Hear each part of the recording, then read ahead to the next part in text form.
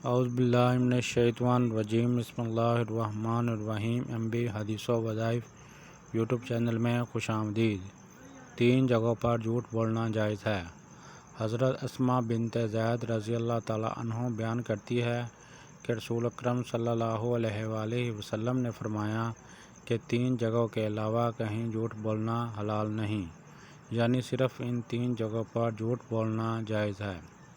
خاوند اپنی بیوی کو راضی کرنے کے لیے بات کرے تو جھوٹ، یا جنگ میں جھوٹ بولے، یا صلح میں، یا لوگوں میں صلح کروانے کے لیے جھوٹ بولنا۔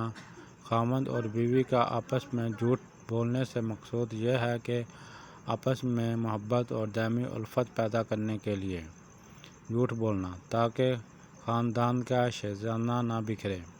مثلاً خاوند اپنی بیوی سے کہتا ہو کہ تم تو میرے لیے بہت قیمتی ہو، یا پھر کہتا ہو میرے لیے تو تم سے زیادہ اور کوئی پیار نہیں کرنے والا، یا اس طرح کے الفاظ کہے جس پر بیوی خفا نہ ہو اور خوش ہو جائے تو یہ جائز ہے۔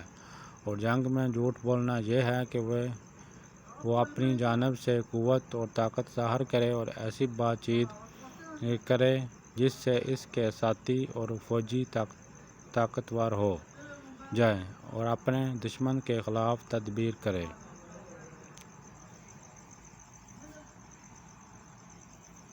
پلیز سبسکرائب مائی چینل اور اس ویڈیو کو صدقہ جاریہ سمجھ کر آگے شیئر کریں۔